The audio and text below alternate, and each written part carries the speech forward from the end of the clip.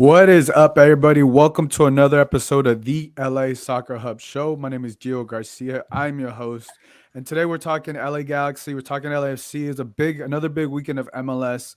Week two, a lot of emotions, a lot of things happen.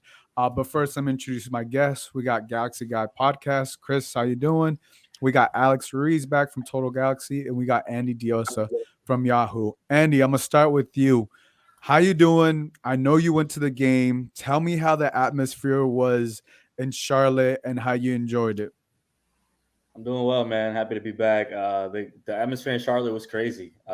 It was is what they set out to do, right? They had this goal from the beginning to break that record, and as it got closer, it was evident that they were going to do it. But I think much that was made about it was to see how it was really going to be, right? Like you have all these people, but how are they gonna play it? And I think that they knocked it out the park. I just had my story go live today about the experience, about the game and whatnot, and I think from the beginning to the end, I think did a really good job with the supporters groups really getting together before the game. They had a huge tailgate, which was pretty conveniently in a lot that was near the stadium, and all the supporters groups were in that tailgate. So it was pretty cool because everybody was in the same area, and it made it a lot easier.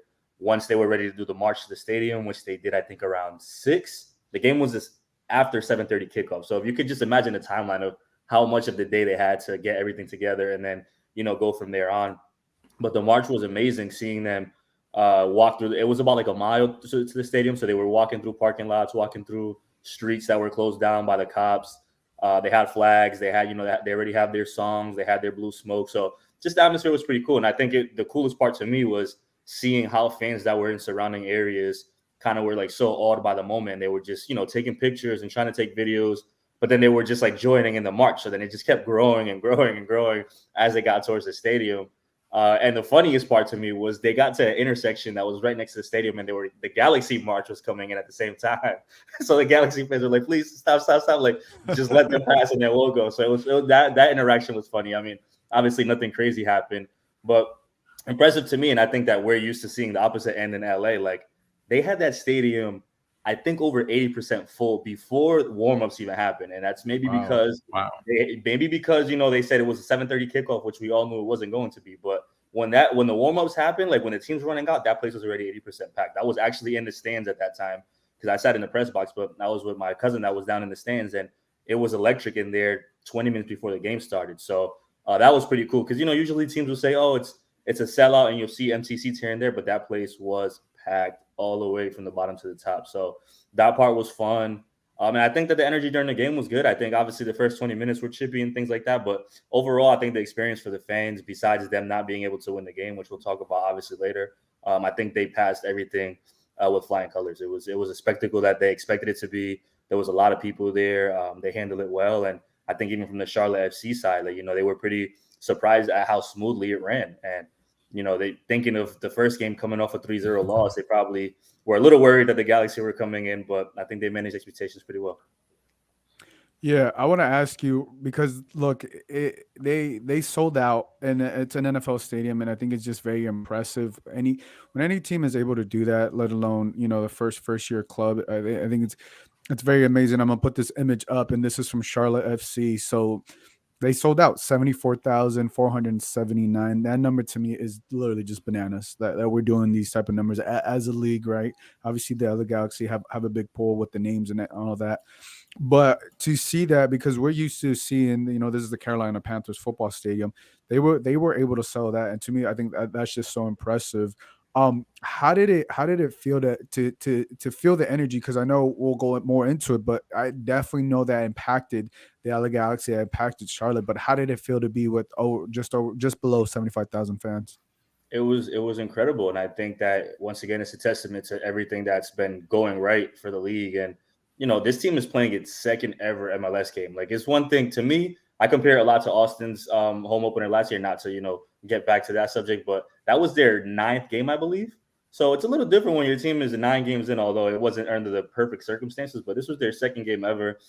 People that were going to the stadium probably didn't know what to expect, but I think everybody was the energy was there. And like I said, when you have such a late kickoff and there's so many eyes on it, it's on Big Fox, Lexi and Stu are on the field before the game, ramping people up. Like the energy was amazing. I think for a soccer game, nevertheless MLS game to be on that level, it's amazing. And there's a pretty interesting moment that one of the Charlotte defenders, who's a 20-year-old, 21-year-old, Jalen Lindsay, he's a Charlotte native, and he kind of talked about that after the game, where he was like, "Yeah, I remember 7-8 years ago, I used to come to this stadium and sit in the nosebleeds and watch the Yeah, fans, or yeah, I watch the did see stadium that. be so full when it was like the ICC tournament when they would bring teams from Europe." And he's like, for it to now be an MLS game is incredible. So as much as people want to make of it and say, "Oh, well, they're not going to be able to ever do that again," and things like that, it's like, that's all secondary talk to the fact that A, they did what they set out to do, and B, like I said, the spectacle was as amazing as it probably came through on TV and as people expected it to be. Yeah, no, I think to me it's amazing. Chris, I know you're at the watch party. I get invited to attend it over there. What were your thoughts watching it there and seeing how packed the stadium was? I mean, 74,000, about 74,400 people. Historic moment for MLS. Historic moment for the Galaxy, because we are forever written in history as being a part of the largest crowd ever in the history of MLS, which is amazing. Unfortunately, Gio, we weren't at the stadium experiencing this firsthand, but you could just feel it, right? You could feel that energy emanating from the TV screen. These North Carolina fans were out there cheering their guts out. The product on the field is not very attractive, but almost 75,000 people out there. Unfortunately, the LA Galaxy spoiled the evening for 75,000 people by stealing those 3 points. But it was electrifying. It was a great moment, fantastic moment. Even if you're not a Galaxy fan, even if you're not a Charlotte fan, if you're an MLS fan, it is a great moment for the league. So very Yeah, thrilled. no, I thought it was amazing. As soon as the game started, I was like, damn, I regret not going to this game because Andy, I know you were there. I was there with you. You're like talking about booking the flight. I was like, I'm not gonna do that. I need to, I want to save some money. Then instant regret as soon as I saw the hype. I was like, why didn't I think about this like a month earlier, 2 months? Like, I don't know why. I don't know why I didn't decide to book a flight like a month earlier or whatever. But yeah, at least I'm glad you went. And for the next one, I'll be there for the next big home opener if there is another one. But Alex, how did you live this moment? What did you think about almost 75,000 fans for MLS? Yeah, I was watching the game at my house, and it was amazing. Like you guys mentioned, Galaxy being part of history. They were part of the last largest regular season MLS crowd when they took on Atlanta United, and now they're holding the record for this game right here, and that's amazing. And I mean, if you're an American soccer fan, this is like the best moment in the past year, seeing 75,000 people and another state expansion team, and really have such an electric atmosphere, great atmosphere. I mean, everybody was talking about it. I think Miguel Angel Ramirez even said he didn't even care about the result. It felt like a party in there. So that speaks to how amazing it was. And it was great to see that, they broke the MLS record on that day. But, also at the same time, some stadiums are kind of struggling to fill up those seats as well. So while it was great for the league, there's still a lot of, work to be done to fill out the seats for other teams around the league. But nonetheless, great achievement by Charlotte FC. Sucks that they don't really have the quality of players to play the style that they want to play and execute it well. But overall, I think there's going to be more people who are going to want to come back to another Charlotte FC game, and hopefully the team wins, looks better. And overall, it was just a great accomplishment for the league and really for U.S. soccer in general. Yeah, no, I really liked it. And I really enjoyed seeing that. Obviously, in order to sustain that, you have to be good. You have to keep building within the community. I'm very interested to see their second home game because obviously it's not going to be the same. But if they're able to consistently, keep something like that, if they're able to be somewhat of Atlanta United, I think it's a win-win. Regardless of the outcome, I think it was a win for Charlotte, the whole city of Charlotte, the whole club organization when you're able to sell out that much and being able to sell out the stadium now. I think obviously the next step is to see how consistent they can do. What can they average? 40,000? Can they average 30,000 fans? 60. What are they going to do? Right, that's the next step. But I think there's a lot of things that play into that, and that's going to take some time, and obviously that's going to take some wins as well. But I think overall, I think Charlotte played pretty well. I feel like that the fans really helped them out as well, and having that support because you could tell. Like, and by the way, we were talking about this too at the watch party. Charlotte's colors are pretty fly. Like the baby Yeah. blue type of color. Like that jersey is fire. Those colors are fire. That goes and they got like I don't know. It just goes with the city because they're the Queen City, right? That's what Queen that's City, yeah. what it was. I've been to Charlotte a couple of times, but yeah, it's a Queen City, and everything from the Tifo to everything. I feel like they have a really good connection with the city, and we'll just have to see what happens moving forward. All right, let's talk about this game. It was an exciting game. You know, it was fast paced. One thing that stood out to me, I don't know if you saw this or you saw this, if you guys saw it the same way, but it was the Chicharito to Douglas Costa connection. Andy, what were your thoughts? There was a couple impressive passes that Douglas Costa had to Chicharito, but unfortunately, they weren't able to convert. But what were your thoughts on some of those passes between Chicharito or between Douglas to Chicharito? Yeah, I think we saw a few of those during the game that he kind of slipped a few passes in. And I've said it to you before. I think this is exactly what he needs to do. I don't think he needs to be the greatest player in MLS or the greatest player in the world, because you know how dangerous Chicharito is when he makes those runs. And they're so subtle sometimes that it takes a specific type of player to be able to pick out those passes and put them on perfectly. And that's what Costa could do for Chicharito. So I think in just 2 games, that shows a lot. And what he played 60 minutes in the first game, if I'm not mistaken, somewhere around there. 66, 67. And then this one he went almost the distance. So it's like that's a promising sign for Vanny, who said the only, I guess, issue or concern with him was getting him game fitness. Well, after 2 games, that's pretty promising. So I think that that class is going to keep showing. Obviously, Chicharito said that he's very comfortable with him already, and having those qualities of playing around the world and just knowing the moment is only going to help both of them because they could both relate easily. But I think the main focus for me is that something that Chicharito had said in the past was we just want to take some of the pressure off of him. We don't want him to feel like he has to be the guy that needs to come in and do everything, because once again, Chicharito had felt that pressure the first year he came in, and things obviously didn't go so well. So I think the more that things like that happen, and obviously a player like Efrain scoring is it goes right along those lines. But I think the more we see that, the more that Chicharito and his teammates try to help him out, I think that's only going to benefit him. And I think it's a promising sign, like I said, because if Chicharito can make those runs and get chances, then the Galaxy are on a good path. That's the best. I guess the best possible outcome for Vanny would see Costa slipping Chicharito balls and having chances on goal. Yeah. So I think for me, that's one of the most positive signs to take away from that game. Yeah, and to me, just to add on to that, is like the passes were elite.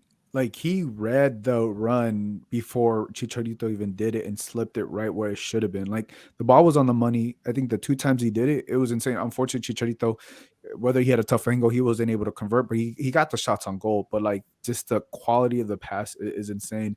Alex, what were your thoughts on the Douglas Costa to Chicharito? Yeah, I thought he had an excellent game, to be honest. You know, people are going to be divided in Douglas Costa, but I think his technical ability was shown in this game. You know, his confidence on the ball, again, had the most touches out of that DP front three. So that's, great to see. He's not shy to get on the ball. And, he's going to want to take on players one-on-one. He's got great ability to find out passes. Like you mentioned, the weight on the passes that Douglas Costa put in for Chicharito were exquisite. You don't see that from every other player here in this league. So that's a real asset the Galaxy have. And really, that's what they need. I mean, Chicharito is going to be their talisman. They just need to give him service. And in this game, he had plenty of service, just, still early in the season, still trying to work up to match sharpness. So I thought, good start so far. Mid-season, Chicharito is going to be bearing these for sure. Douglas Costa, if he can just continue to be a provider, like you guys mentioned, doesn't need to be this guy who needs to take on, player from like midfield, make a run, cut inside and shoot a curler into the top left corner. He just needs to be a guy that can have those good weighted balls into the box for Chicharito, whether it be him or, Vasquez, Efra, Cabral, whoever it may be. As long as he's able to provide some service, the Galaxy are going to be just fine. They have all the attacking assets that they need, and Douglas Costa is just a cherry on top to that. Yeah, no, it's good. And to add on to that, I feel like what Andy said, the pressure is gonna get off Chicharito, and they're definitely gonna try to look to see what Douglas Costa can do. Galaxy guy, you've been very vocal about Douglas Costa. Has that changed 2 games in? What are your feelings? What are your thoughts? 6 long balls that he had this game. 6 were completed, accurate long balls. You don't see that a lot from a lot of MLS players. It's very tough to do, especially the way he places the ball about 5-6 steps ahead of where the player is needing to be, right? That's very tough to do on a long ball. You can see it. You can see the talent. It's there. My concern with him has been fitness. And now there's a difference between physical fitness and match fitness, right? Uh, I can totally agree where the match fitness he still needs to work on because he hasn't played a competitive game since December of 2021, right? But we have to keep in mind that he was in season with Gremio. He had a preseason. So physically, he should be fit. Match fitness is different, right? I mean, not going to sit here and spend 10 minutes trying to explain that, but there is a huge difference between both of those. What we're seeing is that he's lacking physical fitness. He was pretty gassed by like minute 44. And then I was surprised he went as long as he did in that second half. He just looked like he really wasn't running for balls anymore. There was a couple of times there where he could have opened that lane on the right and he had space to do so, but he kind of just stood there and let the play continue without him.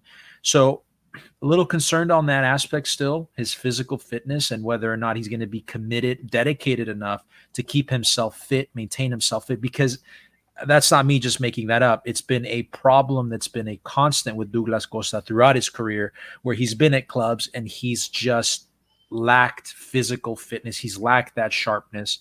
I So don't feel sorry to know it, but I don't Don't worry. feel that's Douglas Costa right now. I just feel he's second game in, and this was on turf, and everybody was kind of gassed. True. I just think second game in was not a bad. He almost went 90 minutes. I just feel like I don't think that's a concern. That's not what concerns me about Douglas Costa is the match fitness. Is to me, I think the bigger question to me is can he play the full season?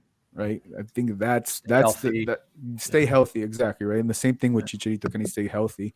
But I think what was promising of Douglas Costa is he almost did go the full 90 minutes. I know. I think he ended up coming out for Jovic, I believe, subbed him out if I got that right. But I think it looks promising. To move on to another subject.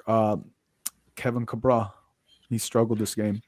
I was very surprised. I don't know what it was this game, but he struggled with the passing. When he made some of those passes, he wasn't looking up before some of those passes. And I think Kevin Cabral could do a better job of looking up before he passes the ball because he had a couple times where he passed the ball, no one was there. And Chicharito, I think in the second half, he made a run.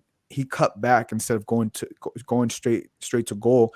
And Cabral put it straight to goal. But if he would have looked up, he would have noticed Chicharito is making that cut. And to me, it's like a little bit of concern because this is your second year with Chicharito. This is a full year.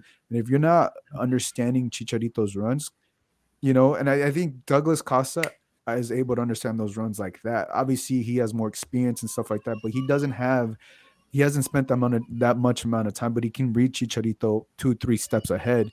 And Cabral still, young and stuff like that, but doesn't understand that yet. And Andy, what were your thoughts on Cabral's performance this game? My thoughts on Cabral really haven't changed, and I think I've been saying this since last year. That's Vanny's guy. He's gonna ride it die with him, and I think the problem to me is you have somebody like Samuel Grandsir, who I think is a better option at this point, who shows a little bit more. I guess physicality shows a little bit more energy to me. But then you get into the question of how do we set that lineup? Because obviously Vanny has said he wants to have Costa on his left foot as much as possible. But what I did notice in the Charlotte game is that when Cabral was playing on the right, he was a little better than on the left. So for Vanny, that's I guess a good problem to have. But at the same time, the clock is ticking. Like last year we wanted to say, okay, he has to adapt, he has to do this, but you're still seeing that there's a lack in kind of what Vanny and Galaxy fans want to see from Cabral. And if that lingers on at all this season, then Vanny's going to have to once again go into the ideology that he had last year. Like maybe we have him off the bench for a little bit and see how that goes. Because I think that, like I said, Grandsir is a pretty solid option. I would like to see what Grandsir and Costa could do on the field in the starting 11. And I'm not going to talk about Efrain yet, but you know how I feel about him. So I think that Cabral is once again with a short leash. And as much as Vanny loves him and says that he's improving in certain ways, we still need to see a lot more from him for him to be at the level that the Galaxy really need for this team to be competitive down the stretch and make a playoff run. Yeah, no, I mean you make a great point. He has a DP. He is getting paid that money. I just, I think I expected a little bit more on the quality of the passing. Alex, what were your thoughts on Cabral? I mean, to be honest, I understand the concern, but I mean, it's only 2 games into the season, and I know there's a lot of expectations here and there, but I mean, they're still trying to get to know each other, a little bit of preseason rust, and I understand, Gio, what you said, playing second year with Chicharito, but let's be honest, he's played like maybe like 17 games with him, which really is like half an MLS season. So I think there's still a But little I bit just of feel those a player like Chicharito, he's only going to run two spots, either to the goal or going to cut back. I just think I may be a little harsh, but I just you got to know where your number 9 is running, and he wasn't looking up Yeah, he to the wasn't. goal. He wasn't looking up when he was making those passes, and I just don't think that's that hard to do when you're passing the ball and you're trying to get it to your goal scorer. But go ahead. Yeah, like you said, but either way, I'm still not gonna kind of get too concerned about Cabral yet. Maybe 10, 15 games down the line, if there really is any goals or assists, then yes, there's gonna be like an alarm going off inside my brain for sure. He's gonna be a big topic this year, and someone who every Galaxy fan is gonna watch because you want this guy to flourish, and he's an essential part. Like Andy said, he's Manny's guy, so he's gonna go with him no matter what the circumstance is. So. Um, I'm not too worried about Cabral yet, but like I said, 15 games down the line, then yes, there will be some genuine concern for me. Not concerned about Cabral. I think he's done better than he did last year. I just think him not looking up when he's passing the ball is just like, come on. You got to look up when you're passing the ball. Mike Gray, he's a big fan of Kevin Cabral. He says 2 games, but it's okay to have expectations. Agree. Galaxy guy, what are your thoughts on Cabral? So Kevin Cabral, we have to just call it what it is. We cannot keep excusing Kevin Cabral, right? Because we heard all of the excuses last season. He's new to the country, he's acclimating, he's French. Listen, France is not a third world country. You're gonna find that France has buildings just like they do in LA. LA is a melting pot of cultures. There's no reason for him to not acclimate. He's a professional soccer player. We could have given him that benefit of the doubt last season, but this season now he's played with these players for a full season. He's got a lot of French teammates on the club. He has his brother with him in the United States. So to compare him to Grand Cyr has become a fan favorite with LA Galaxy fans. They didn't have that much of a different season stat-wise last season. Kevin Cabral and Grand Cyr, they were about as productive combined, right, with goals and assists, both of them. But I would say Grand Sir was a little bit better, but go ahead. Yeah, I mean, Cabral had more goals. Grand Cyr had more assists, right? Because Grand Cyr only had 3 goals. But when you talk to Galaxy fans love Grand Cyr, and they have like a loathing feeling towards Cabral. The reason for that is because Grand Cyr actually hustles for the ball. He shows that he is committed to the play. He'll fight for the ball. He's going to make himself available in the attack. You don't really see that with Kevin Cabral. You see Kevin Cabral kind of give up on plays. You're seeing a little bit more fight with him this season. We saw it in preseason for sure. But it's like I was telling you, Gio, the other day, there's just some players that are just wonderful in scrimmages. They're wonderful in preseason. They're wonderful in training, and the coach loves them. But as soon as they step out into an official game and they have to prove themselves, they have to show up to that game, they don't do it. So I'm kind of leaning towards Kevin Cabral being that type of guy. But he's not a fan favorite because fans aren't seeing that drive from him like they are seeing with Grand Cyr, right? So that's what I want to see this season. I want to see some fight from Kevin Cabral. I want to see some drive. I want to see some commitment, some dedication. We'll see if we have any excuses or we're all running out of excuses for Cabral this season, but not impressed so far. Yeah, I look, by no means am I, and I feel like Cabral can't do it. To me, it was very concerning. Like he wasn't looking up when he was passing it, and that's just that to me is just come on. I don't think that's too hard to do. But we'll see what happens this next game. They're going to face the Seattle Sounders. I believe that's next weekend. Another game. Look, he's going to get the start. Andy's right. That is Greg Vanny's guy. He's going to get the start, so he's going to have an opportunity to regroup himself. It's 2 games in. I don't think I'm gonna like Alex said, 15 games in, then there's some concern right now. It's not too big of a deal, but you would like to see him finish the game in a better way. Let's talk about Victor Vasquez. Victor Vasquez ended up getting an injury. It's unfortunate. I think it was his calf. Galaxy guy you had mentioned he had some calf injuries. I think it's tough when Victor Vasquez goes out. It's unfortunate. He's a lot older, a lot of things going on.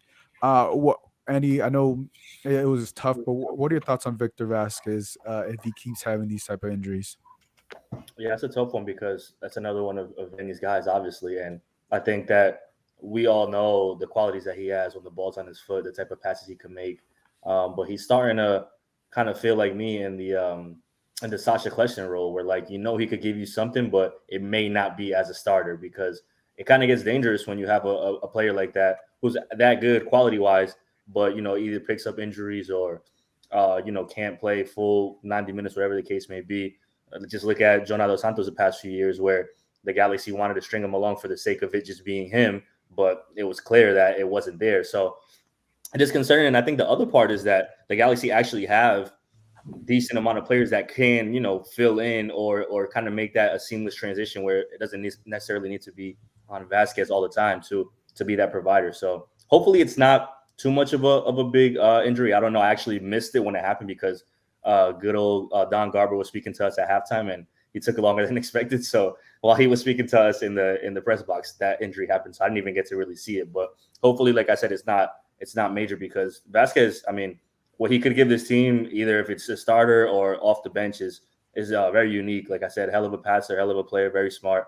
But yeah, that physical part, obviously, like you guys have already mentioned, comes into play with him, especially at that age. So it's definitely something to monitor going down the season. Yeah, we'll see. And I think to me, obviously, is like for like he substituted once he came off, Sasha Kljestan came in.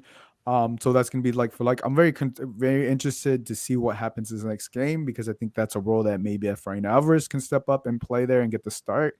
We saw what he did. Alex, are you concerned about are you concerned about Victor Vasquez? I mean, a little. I mean, I think he's an important facet of this team. I mean, he created the most chances last year, and he's a smart player. Got some great intangibles.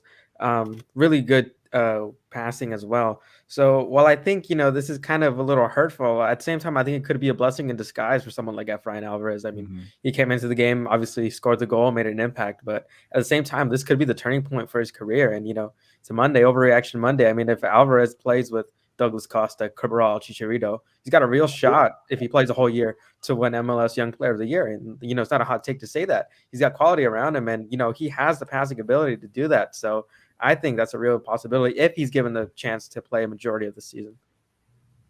Yeah.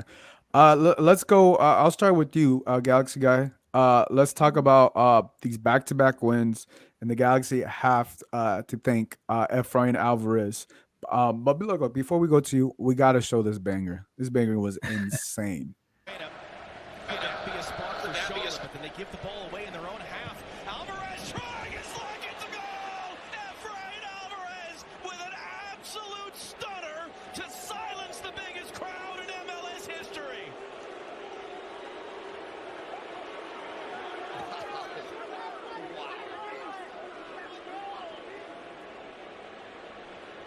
Wow. That goal was insane. I know it went bananas where you were watching it, Galaxy guy. What were your thoughts when Efrain Alvarez scored that goal? Listen, that wasn't luck. That wasn't luck. That we know that Efrain Alvarez, even at his age, 19 years old, he has a gifted left foot. We know that, right? It wasn't luck. And I said this on my show last night, it's very hard to find such a young player that can stay as cool and collected during such a big game. I mean, 75,000 fans, opposing fans, just right on top of you. The magnitude of that can really mess with a young player's mind. But he showed up. He showed up. And right when the Galaxy needed it, he scored that amazing goal. Because let's be honest, the Galaxy offense at that point had gone flaccid, right? Everyone was gassed. The game had settled, but everyone was gassed. Chicharito was definitely gassed. Costa was done. Cabral was out of the picture. The midfield was just non-existent at that point. So Efrain took it upon himself to take that shot, and thank God that he did, because that got us 3 points on the road. Back-to-back wins for the LA Galaxy. That's massive, especially going to a place like Seattle now, where it's a very tough place for us to play. In recent times, results haven't gone our way. It's going to be another game on turf. Huge concern for older legs like Victor Vasquez, Sasha Kleshton. And I really hope to God Victor Vasquez, if he's okay, does not start this game. Precautionary reasons. I have no idea why Vanny started him at this, the game in Charlotte at 35 years old, knowing his injury history. He could have sat him, brought him in later into the game when everyone else is tired around him, and he could have really settled that game. But it is what it is. I'm not getting paid the big bucks to make these decisions, right? So, not yet, at least. I got to play the goal again. Mike Gray, he said play it again. We have to. It's a banger. Could that be a spark for Charlotte? But then they give the ball away in their own half. Alvarez trying his luck at the goal. Efrain Alvarez with an absolute stunner to silence the biggest crowd in MLS history. Andy, was Don Garber done talking? Tell me you watched that game live at the stadium.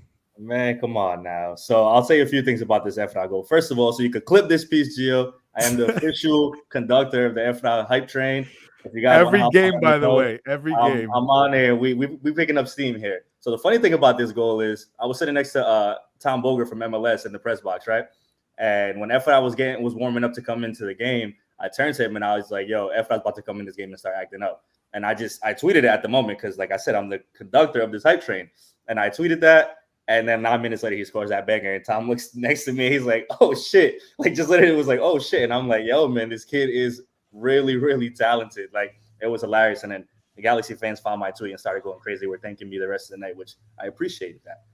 But at the end of the day, like you guys said it, Efrain is gifted, man. This kid is very, very talented, and we know this. He scored.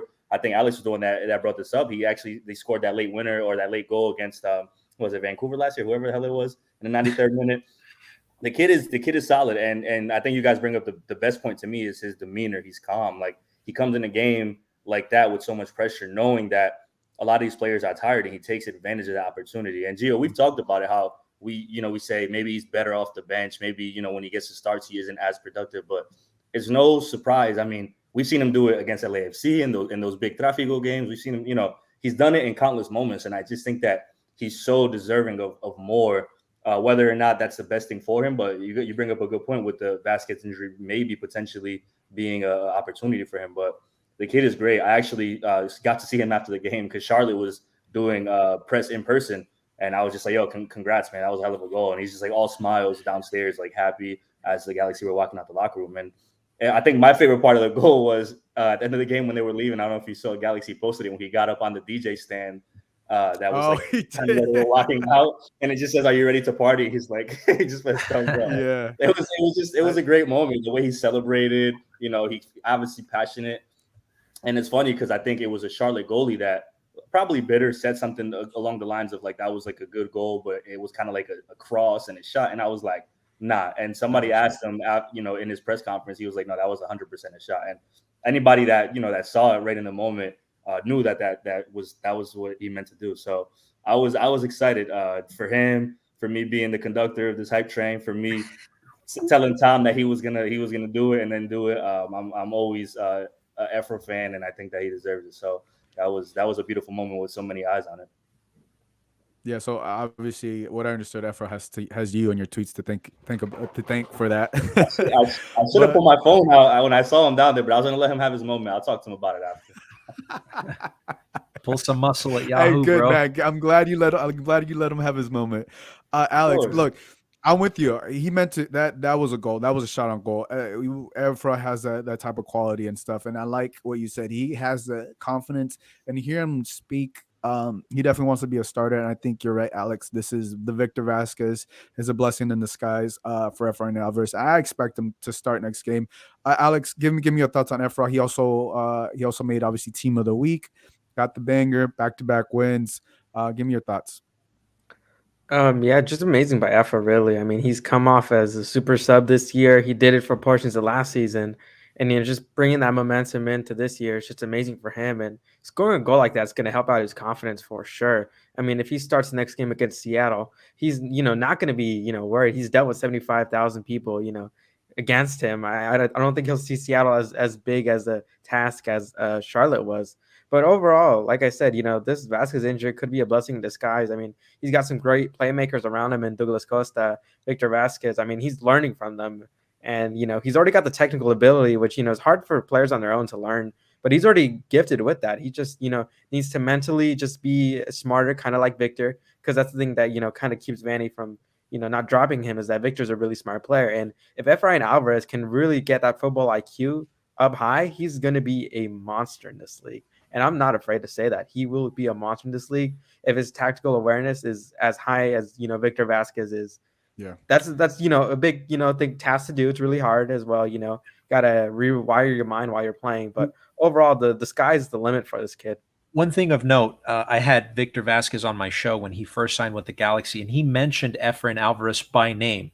He said, I know the Galaxy has a very talented young guy named Efrain Alvarez. He said, I'm very excited to impart some of my knowledge, onto him. So I know damn well Victor Vasquez, guys like Sasha Kleshton are out there just dumping all of this experience as midfielders onto young guys like Efrain Alvarez. So that's a blessing to have in the locker room.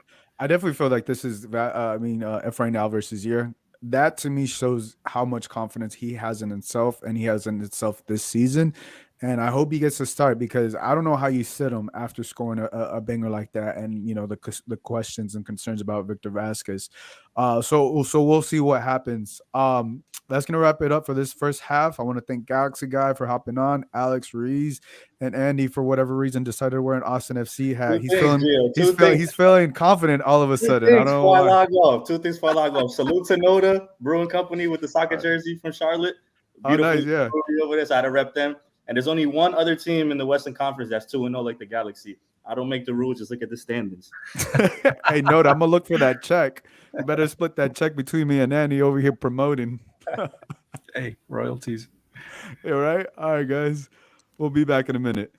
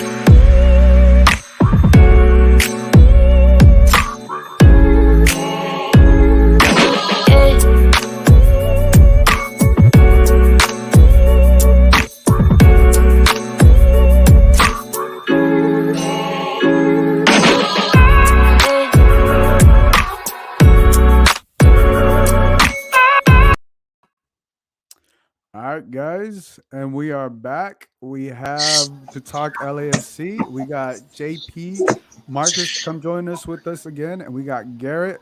JP, how you doing? I'm good, man. How are you? I'm doing pretty good, man. Garrett, how you been, man? It's been a minute since we've had you on. Yeah, I'm doing good, Gio. Hey, JP. Hope you're doing well. Just been busy watching LAFC, and thanks for having me back tonight. I'm excited. Yeah, look, it was an interesting game yesterday at the Back in California Stadium. But before we get into that, Gary, let me give me your thoughts. How you feel about the season? I know I saw you at the first opening game. It felt like a different energy. I don't know if you felt that, but tell me how you're feeling overall of this team in this year for LAFC. Okay, well, I'm very excited for this season. I'll be honest with you, this roster is built to win, as it should be. Obviously, last season was a failure, complete failure, and JT had a lot of pressure on him to make a lot of correct decisions in the offseason, which I think he got a lot of depth players and some starting positions filled, which we needed. The only thing I think he missed on, unfortunately, was the manager. I don't believe that Sharondolo should be the manager right now, in my opinion. And I think it's MLS Cup or bust for this team, to be honest with you. The way we're built. That's just my opinion on that. Gio left, so I'll take over. Okay, yeah. I'll get the show going, man. I realize he left, but I just gotta keep it going. But yeah, I mean, I think, like you said, JT had a lot of pressure on him.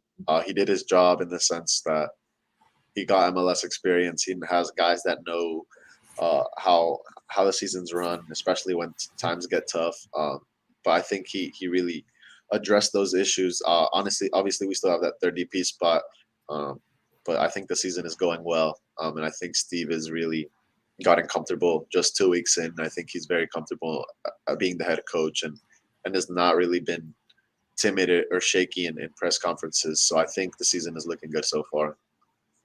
Yeah, and I think I don't know. So I think to me, everything's looking obviously more optimistic. We'll get into this game with Steve Cherundolo and the Timbers because I think it was always going to be a very difficult game no matter what. I mean that's what the Timbers are. The Timbers. I don't know if people forgot the Timbers ended up going to the final, to the MLS Cup final. I didn't think this was going to be an easy game for LAFC. I always felt like no matter what, no matter how you're rolling, this is the second biggest rival to LAFC because of the way they play them and everything like that. But let's talk about the first half, JP. It was very LAFC wasn't able to be that much creative. They had a couple opportunities in the first half, but outside of that, we really didn't see too much. Maybe Chicho had an opportunity here and there. But what were your overall thoughts of the first half? I think they weren't as fast as against Colorado. They had control of the ball, but they didn't have clear chances. Dolo addressed that in the press conference after the game. He said we didn't create any quality chances, and I agree. The first half was very shaky. Like I said, had possession, but weren't clear with the ball in the final third. That's just to Portland, parking the bus, having a deep back line, and making it difficult for the team. But I still think they need to do a better job of cracking them down. Obviously, it's only week 2, so it's a work in progress. But yeah, compared to week 1, wasn't a threat in the final third. Garrett, what were your thoughts on that first half? Because I know, it was a struggle all game for LAFC, but what were your thoughts on that first half? We just couldn't finish our chances again, and even the chances we were creating, they weren't very good ones. We dominated possession.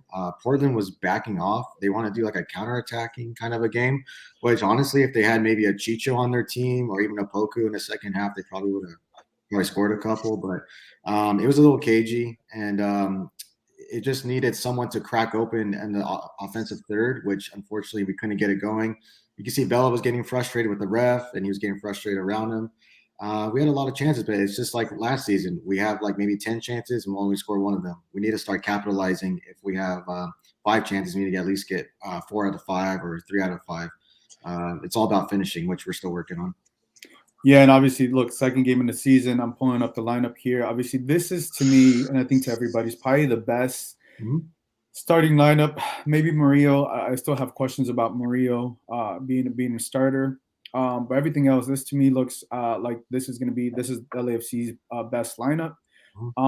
Even with the best lineup, I think there was things that this team still needs to be able to understand each other and be a little bit more creative. But I feel like a team like the Timbers is I don't know if people really saw this yesterday, but how I saw the game, I saw the game more of this was the Timbers flexing how good they are. And that's why LAFC struggled so much because LAFC wasn't able to break him down. Even though you had Vela, even though you had Chicho, right? This is Chicho didn't start last game. Maybe I think he was dealing with an injury. That's what I think Steve said. He was coming back from an injury. And for whatever reason, even in the midfield at times, you didn't know what was going on in the midfield, even though, it's Acosta, Sanchez, or Jose Cifuentes. But I really do feel it's because of the Timbers. The Timbers made it so difficult on LAFC, and LAFC wasn't able to adapt quick enough. And I think some of those things, I think when that happens, you start to see what LAFC is good at and what LAFC is not good at the moment. But I think over time, those things can adjust. But I think to me, it's more you have to give more respect to the Timbers and who they are and what they do, because it's not going to be an easy game to them. JP, what are your thoughts about giving more credit to the Timbers this game? Well, yeah, I mean, they made MLS Cup final. That's not an easy task, and they just have been under Giovanni for 5 years now, so they have the tactical side of what they want to play down, and they've always been good at it. LAFC haven't beat them in their last 6 games. So that's just a testament of how physical, how disciplined tactically they are against us, and just the lack of LAFC being able to create real danger against them. Yeah, Garrett, what are your thoughts on that, on the Timbers, and giving the opponent more respect than they actually initially think? Well, the first goal when they scored it, I was like, "Are you kidding me?" Like, of course they scored like a banger, and I thought we were gonna just, capitulate, but luckily the boys were still in it. And then Portland, obviously, like JP said, getting to MLS Cup finals not an easy task. So, they're a very well coached team by Giovanni, and I don't want to compare him to like Diego Simeone, but he kind of acts like him on the sideline a little bit and kind of has his team playing that defensive style, pretty much die on the pitch for your club, which a lot of those players did. Just unfortunate at the last second for them, we got that last second goal. But when we go to their place in the season, it's going to be a lot tougher. Yeah. Katie, big supporter of the show, she brings up a great question, and this is what a lot of people want to know. This is, can Chicho be effective with Vela on the pitch? Last year they could not. This was the game that I was looking forward to see how Vela and Chicho were able to connect and move around. Obviously, when the Timbers sit back and wait for you to come attack them, the middle gets clogged up. I feel like LAFC, I'm gonna answer your question, Katie, but I feel like LAFC was slow to pass the ball around. They needed to pass the ball a little quicker and touch it up. There's like one time, I don't know if you remember, but I think it was someone passed it to Chicho and he got the foul right outside the 18. It was like a quick 1-2. And I felt like if LAFC was able to do that a little bit more, they would have been able to break them down. It's unfortunate that we only saw Carlos Vela for 45 minutes because we don't know what the second half could have produced with the Chicho and Carlos Vela. I feel like they can be effective, but I also feel like some of those touches are not going to be there, right? If Chicho plays a number 9 and is able to go there, and whether it's Vela feeding him and stuff, but a team like the Timbers really made it difficult to even see that happening this game, and I was talking to a lot of people at the press box, and people were talking like, what's going on with Vela and Chicho? And they're still understanding each other, but I also feel like the Timbers made it that much more difficult and that much more frustrating on Chicho and Carlos Vela. And I think Chicho coming into this, I don't think Chicho had his best game. He actually had an opportunity like in the 86th minute, 87th minute to give the tie, and he missed it. So I think Chicho's still getting in rhythm. I still think both of these guys can play well, even though it doesn't look like right now, but they just need to get more games. But if it's Carlos Vela, I'll talk more about this later, but if Carlos Vela is not able to be healthy, I don't see Chicho and Carlos Vela being able to connect like they do, because you need that playing time in the field. And if they don't get that playing time, there's no way these two will coincide moving forward. But I think they're just getting the games, and playing teams like the Timbers are going to make them better. JP, what are your thoughts? Yeah, I mean, it wasn't Chicho's best game. Positionally, he was at the right spots, but his touches weren't there. His final touch wasn't there. Like you said, that play where he gets fouled outside the 18, it was a quick 1-2. His movement was good, but his finishing and touches just weren't. And then you only get 45 minutes of Carlos Vela. Both of them are coming back. Chicho from the preseason injury, and then Vela, from last season. So they didn't really get many games together last season, regardless, and start that connection there. So now starting it this season, Chicho's injury in preseason, Vela, trying to take care of himself. It's still a work in progress for both of them. And then when you have to sub them off, get a Poco in there, it's a change of tactics and a change of attitude that the team has. But yeah, I think Chicho will get better. He'll get back into it. And Vela is Vela. And if he stays healthy, all the strikers he's played with before have scored. Dio scored, Riley Wright Phillips has scored. It's not really an issue, I think. It just takes time for them to gel. Yeah. Garrett, what are your thoughts on that? Yeah, Chicho didn't do his best on the game, unfortunately, but that's been a question. How are they going to accommodate each other? Chicho and Brian seem to accommodate each other pretty well. It's just a matter of getting all three of them, in my opinion, to click. Because if you look at it, that front three is probably one of the most potent in MLS if it's on paper. But on paper and on the pitch, with the chemistry is a different beast in itself. So maybe there needs to be a formation change down the line after 5 or 6 games as Chicho's not scoring and Vela's frustrated. Maybe Vela plays behind Chicho and Brian and feeds them, because obviously Vela can pick out a pass. and he can also shoot from long range. That might be something that Dolo might want to run through. But I mean, it's still only the second game of the season. I mean, for all we know, Vela might have a hat trick against Miami, and Chicho might have 2 goals. I mean, so we'll see. It's still a long season. Yeah, you know what? You bring up a great point. I was also thinking formation. I don't want to get ahead and throw the initial plan out the window, but I think there needs to be a little bit more fluidity this season with the formation because we already know the 4-3-3 formation. Yeah. That's been since the start of LAFC, right? But I would like to see, I don't think it's a drastic move, but to see a different formation, like you said, either feeding the ball or only having Chicho up top, and wherever you decide to play Brian, I think you can still, you can get creative with the formation. It won't change too many of those things, but I think, a team like the Timbers, you got to switch it up. You got to be able to switch it up, and I think this was obviously Steve's first game. I don't think you. I think he did. I think he did well. Obviously, by no means that they win the game and stuff. But I think this was his first real test. But I think next time when this happens, I think maybe a formation change or just different things could open up the game for them a little bit more because they definitely did struggle. Freddie brings up a good point. He says, should we even give Vela a new contract, especially if he might even play a full 90 because we get scared he could get injured.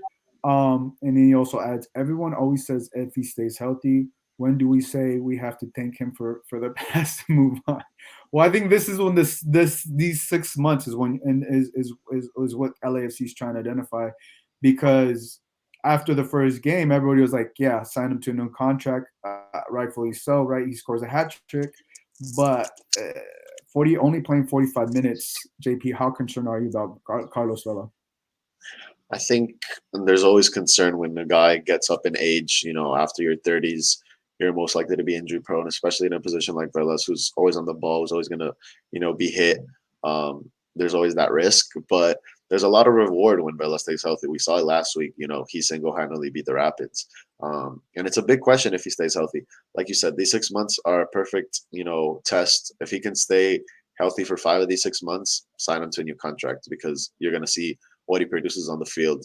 He's still the best player in this league when he's on the field and healthy. So yeah, there's always risk and reward with everybody. Anybody can get injured. But yes, when you pay Vela big bucks and you have that big label on him, there's always a bigger expectation. But I think him asking for the sub, knowing that he should take care of himself this early in the season is a good sign. That he's not going to really push himself or force himself and get injured like that. Garrett, what are your thoughts? I'll bring it up. He says, should we even give Vela a new contract, especially if he doesn't play a full 90 minutes? How are you feeling? Well, when he's healthy on his day, he's probably the best or top 3 player in the league. That's just a fact. The other fact is that he's getting hurt a lot lately, especially last season. It's kind of dangerous territory now to be giving him all this money to stay if he's going to be constantly injured. So the second game, he's already feeling something. What happened in the past couple of months? Did he not rehab well? Did something flare up? So it's kind of dangerous territory. I know after the first game, everyone's saying bring out the Brinks truck and give him all the money, tell him to stay and whatnot. But we tend to get carried away after we're really reactionary to a lot of things. We don't really think about our process, what it's going to happen long term. So if we give him the contract, say tomorrow, he might not play for another couple of months, and we don't know what kind of Vela is going to come back after, what kind of injury he has. So I think we should take it slow and just see how he is in about a month. And if he's still healthy, then yeah, let's give him the contract. And you also have to think I forgot how old he is. He's like 33, 32, around there. If a club from Europe who happens to be in the Champions League or something like that and calls and says, hey, we'll pay you what you want, if I were him, I would go back to Spain or whoever is going to pay him that money. Plus, you get Champions League football. That's just my thing. I don't know what kind of ambition he has, but yeah, it's dangerous territory right now. Yeah. So no, I think it's also wait and see approach with Carlos Vela. Look, after he scored that hat trick, I was like, okay. I didn't really feel like he's fitness, he's committed. I got a chance to talk to him, and he talked. I got to ask him if he want to retire. He's like, yeah, if the offer is right, essentially. He, to me, like in person, he looked committed and focused and healthy. to me, the concern is I hope this is just a one game thing and it's nothing. Look, it was cold outside. I don't know what exactly Steve did. Steve did not want to talk about it or did not want to get too much into detail. I'm assuming it has to be a knee. I'm assuming it's the knee because that's what he's been dealing with. Maybe a hamstring. I don't know exactly what the injury was. But I think it's going to be a point of concern if he's not available for the next game because, you saw the quote there from Steve Sharono. He said it's not that severe, right? So if he's able to go next game, then good. But if he's not able to go next game, because we saw something similar last season at the start of the year, and we didn't see Vela for like 2-3 months, right? Yeah. I don't think that can happen again. I don't think Vela wants that to happen again. And it's just weird because I don't know where he picked that up. I don't know. Maybe if some people have gone back and seen the footage where he got injured or what happened, or he felt like a little nick or whatever. Because I was surprised to see who came Mahala, right? Mahala came in for him at halftime. I was like, what happened? What happened with Vela? So I think if he's not able to start next game, I think there's a very big concern because he has this amazing game with the hat trick, and then he regresses back to not being able to play full 90 minutes. But yeah, Andy over here clown says Gio and Andy greater than Belichick, like on FIFA. but JP, let's talk about that because it was Carlos Vela was also only the only injury. Also Franco Escobar was also injured. He left the first 13 minutes. So like a lot of players are getting injured, and Steve Cherundolo said it was soreness or tightening or cramping, I should say, on Franco Escobar. What are your thoughts on that injury? Yeah, I think what was more telling was who he put in. He put Ryan Hollingstead in instead of Kim Wan, which a lot of people maybe raise an eyebrow, saying that Hollingstead is a left back, and Moon is the natural right back or right wing back, and he decided to go with Ryan. And then even when Palacios got injured later in the game, he puts in Latif at right back over Moon again. So that's very telling of where he sees Moon, I guess, in the depth chart at right back. Or maybe he solely sees him in the mid. Or he also said, they're working him back into from preseason. He had an injury, so they're working him back into full fitness. So maybe it's just an overreaction. But yeah, I mean, Escobar can't be getting injured in the first 13 minutes. You had a whole week to rest, and you can't be getting cramped up in the first 13 minutes. That's very interesting. Usually players cramp, 70th, 80th minute after running a lot. So maybe it wasn't a proper warm up, or he just wasn't taking care of himself, earlier in the week. But yeah, I mean, Ryan went in, did a good job. Played his part, so it was fine.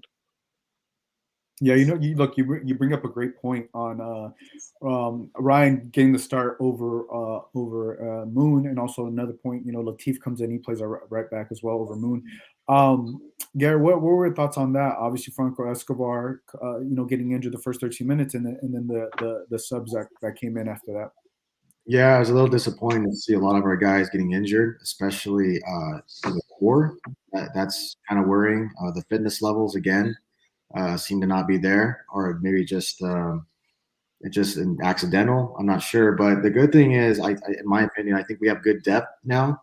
I know last year it'd be an issue because we'd be seeing guys we've never heard of in our life coming from Las Vegas Lights and USL, and now there should be no excuses since we have the depth pieces because a lot of these guys like Blessing, Janela at one point, Kim Wan, they were starters at some point last season, and now they're on the bench and they can't even get into the 11. So there shouldn't be any excuses as far as these guys can't just plug in and play. So if any of those guys that were subbed in on the game are playing in Miami, we should be fine, in my opinion. Yeah, no, that's a great point. There's a lot more depth in this team. And you're right, JP. I think Kim Wan is either viewed as a midfielder or just not in Steve Sharmo's plans at the moment. Maybe that could change because we've seen him play right back. That's what he came from. He came to LAFC to play a right back, but he's been more effective in the midfield.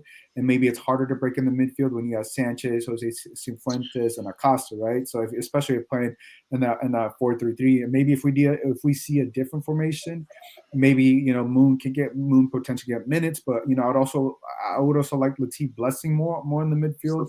Look, Latif Blessing's still fan favorite. We still know what he produced.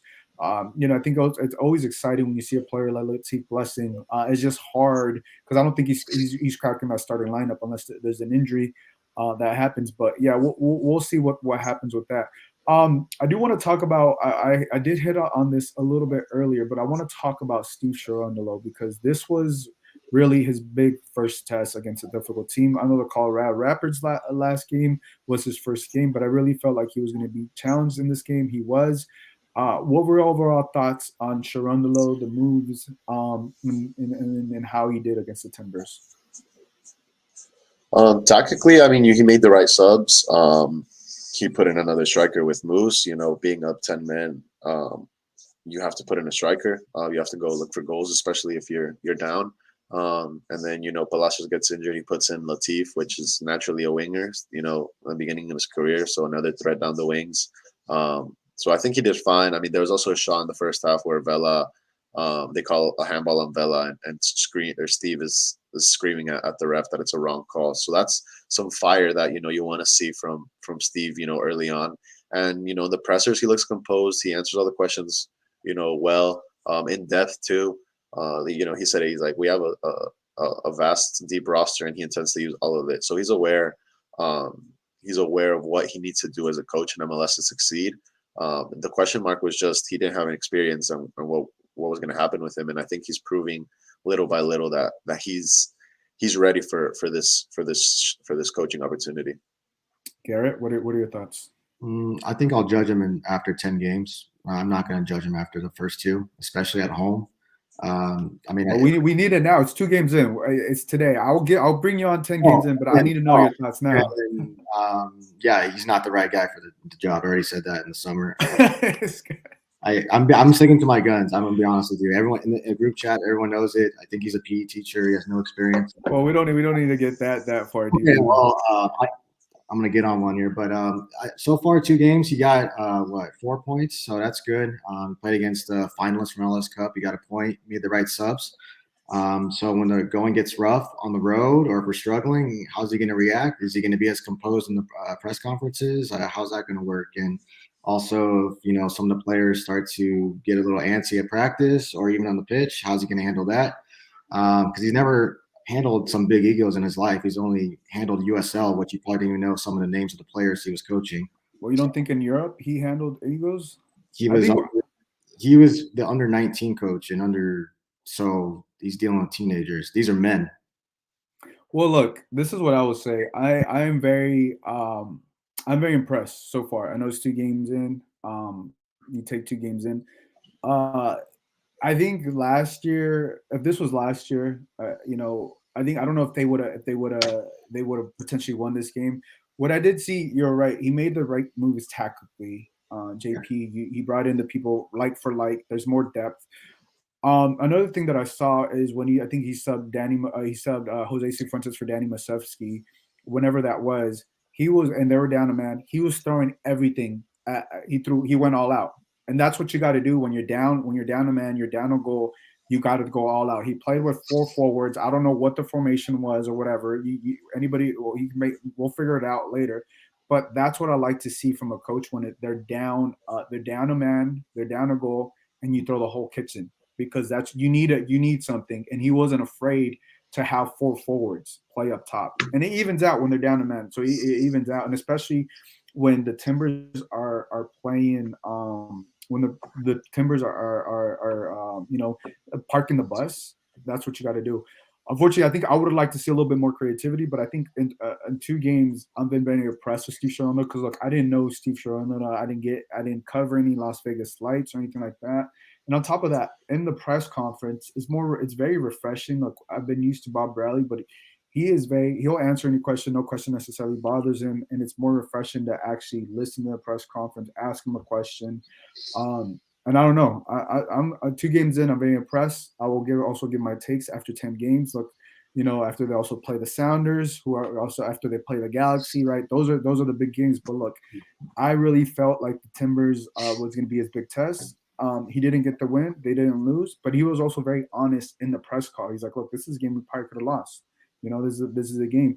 if it wasn't for Brian and all these different things. And that's what I wasn't sure of Steve Sherman. So far, to me, he's checking some of the boxes that I wasn't sure about. Look, it's 2 games in. I'm not going to get too excited or get too critical in 2 games because this is a long season. But so far, what in 2 games they got 4 points. They smacked around Colorado Rapids, who was the best team last year.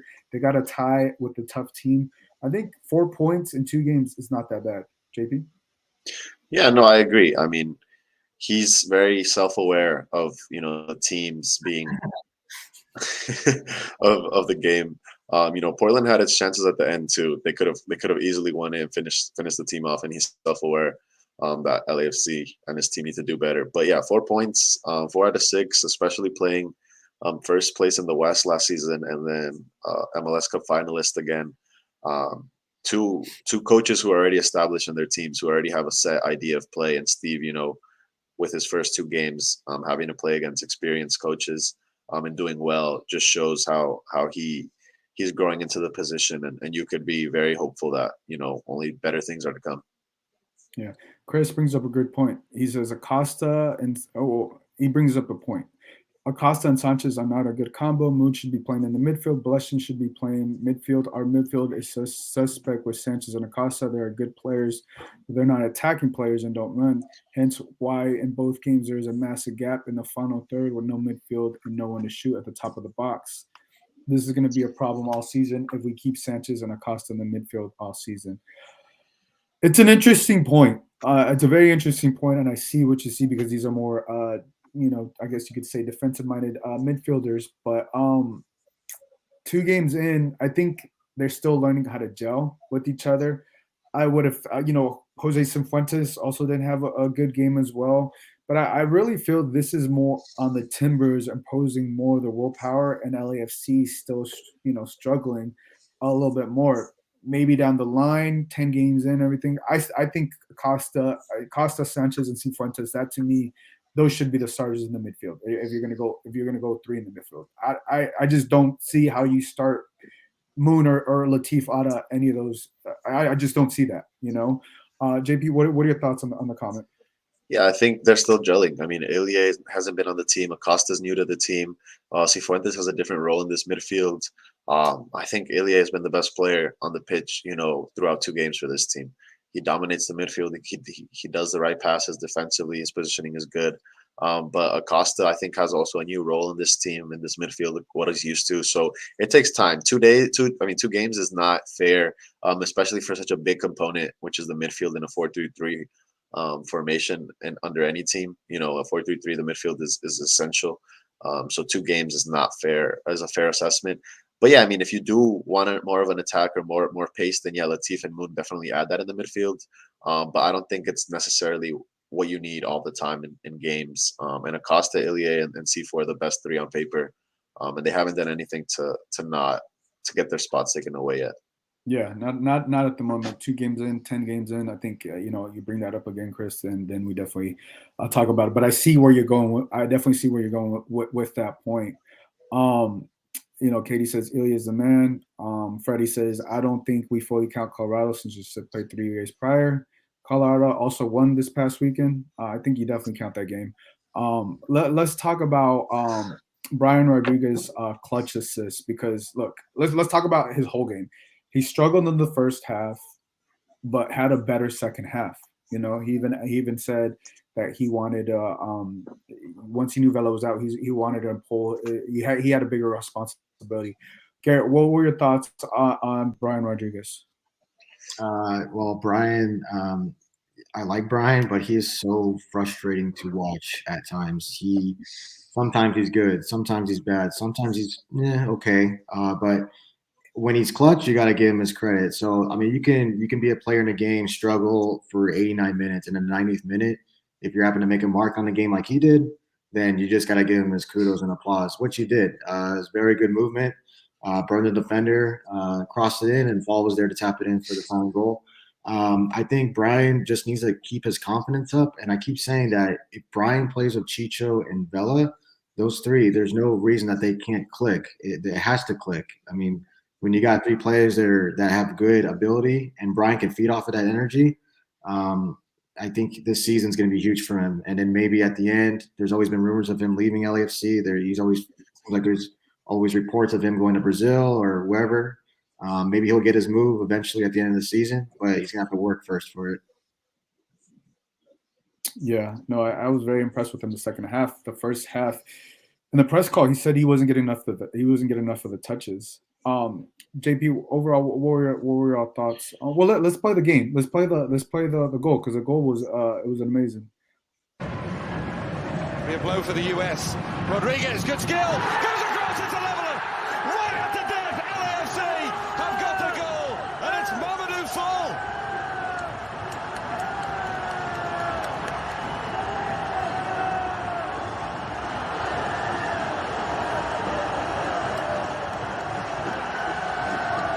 And he's one of the fans' favourite, and that's your centre-half that has a tap-in. He's a young player, he's got great appetite for the game. Normally you get him from a set piece with a header, but they love him here. Obviously, we saw Fall obviously tap it in and get it in there, but Brian created the opportunity in the 93rd minute of the game. What were your thoughts on that play? On the play, he did what he needs to do. He needs to beat his man one-on-one down the wing and look for a cross. He ended last season great. This season, and his last presser, he surprised me. He's conscious about the fact that LAFC wasted a lot of money on him, or spent a lot of money on him, and he needs to perform. And he also said he wanted that pressure. Since Vela was off the pitch, he knew that the pressure was on him, and he wanted to rise to the occasion. So I think those are great comments. And his attitude looks right. I mean, if you see him celebrating the goal, he's interacting with the 32-52. He's bought in. Last goal too, he puts the crown on Vela. So it's not like he has any animosity towards any of the front three. I think, the attitude and the personalities are gelling. So I think it's only 2 weeks in. You don't play for two months, you're not gonna stay in the same form as you ended last season. But 2 games in, and you already come in clutch with 1 assist. That's what special players are for. Like Garrett said, you just need 1 chance. Doesn't matter if it's in the 90th minute or first minute. You just need 1 chance to be the difference maker. And as a DP, and that's what you need to do. And B-Rod is showing it. 2 games in. So hopefully he stays consistent, and he keeps his confidence there, because it's a World Cup year, and he's gonna want that spot. Yeah, no. What I like about B-Rod, I think he struggled. Him and Chico Palacio struggled on the left hand side. There was literally nothing. And then hearing him after the press call say that he just wasn't getting enough touches, and he went with the mindset that I got to take the role. I need to be the aggressor. I need to do that. That to me speaks of more of a mature player and understanding what his role is. He may not be the scorer. I don't think you need him to be a scorer with Chicho and Carlos Vela, right? You need him to do that. What he did last night, you need him to do that consistently. He did that last night. He put the team on his back. He said he was going to do it, and he did it. And I think you got to be satisfied with what Brian Rodriguez is doing, because he got the team a point, and with everything you just mentioned, he's committed. You just saw him show the celebration. He was excited about that, and you get to see where his commitment level is. Yeah, we know he has aspirations to move on, but this is what you want to see. And if he's able to rack up these stats and assists, I think it's going to be a great year for B-Rod. Garrett, what are your thoughts? Yeah, like I said, all it takes is 1 moment for a player that's struggling all game. You've seen some of the best players in the world struggle, and then last minute you see Messi hit a free kick, or Ronaldo get a header in the last minute or something like that. Same thing with Brian. I'm not comparing him, by the way, to any of those players, just so we're clear. I mean, he can struggle all game long, and at the last second, he'll provide a moment of magic, and then we get the tying goal. So hopefully this season, if, let's say, knock on wood, Bella is out for the next 3 games, he knows he's going to have to step up now. He's becoming more of a mature player. He's not going to rely on just Chicho to score goals. He's like, I'm going to make something out of myself. I'm going to make a little bit of magic. So hopefully, we continue to see some magic from Rodriguez during the season. Yeah, no, I think that. Let's talk about the man that scored the goal, Mamadou Fall. He keeps coming in clutch. We see him come score these goals from the headers. This time he tapped it in. I was surprised it was Mamadou Fall who scored, because that's not who I was expecting. A center back to be that up deep there. Look, it was the 9th minute. He scores a game winner. He has a knack for goals as a center back, which is literally insane. JP, give me your thoughts on Fall.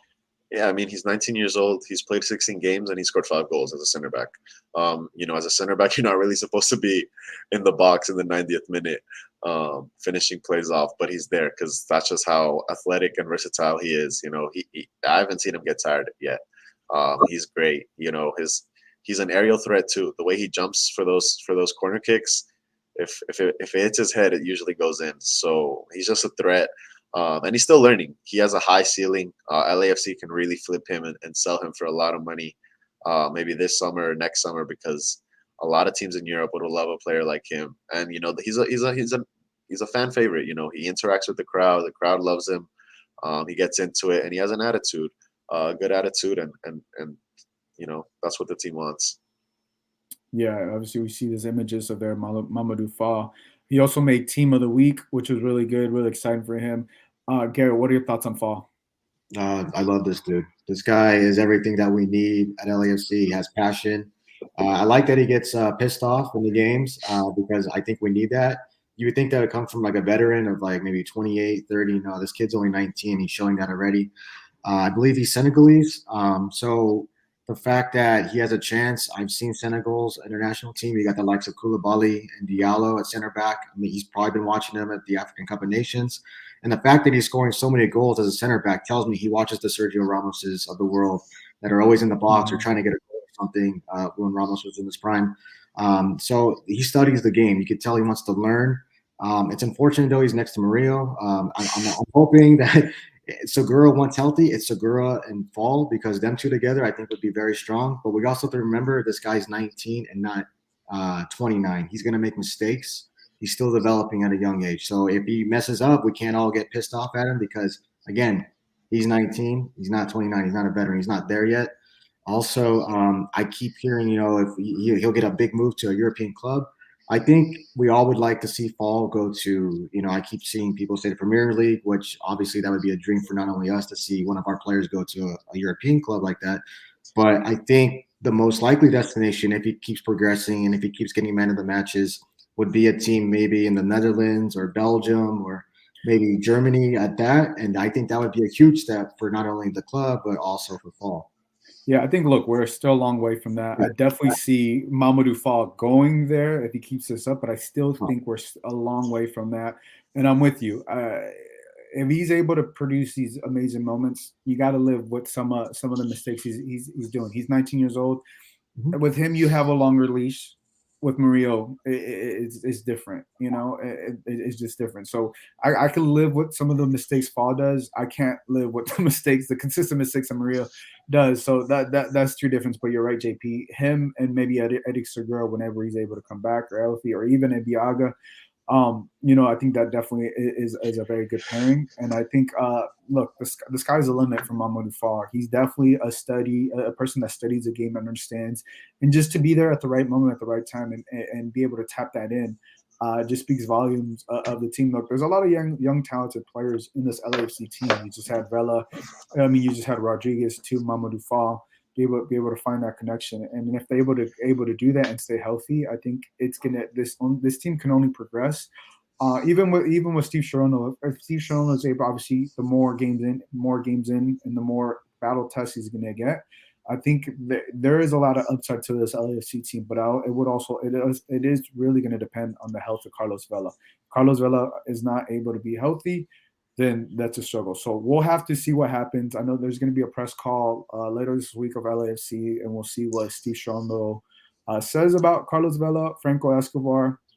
But there's depth for Franco Escobar, but there's not depth for Carlos Vela because no one can replace Carlos Vela. That is the big difference there.